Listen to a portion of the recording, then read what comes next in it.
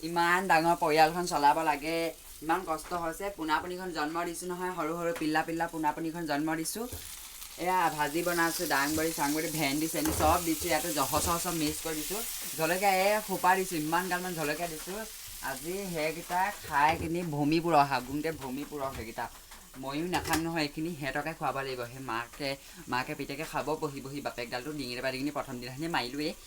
সিহঁতকো মাৰিব লাগিব আৰু এনেকৈ ভূমি পোন দি কিনিয়ে মাৰিব লাগিব আৰু মোৰ সেই অকণমানি পিল্লিজনী ছোৱালীজনী যে ইমান মৰম লাগে সেইজনী নোকলে গ'লে ইমান সৰুতে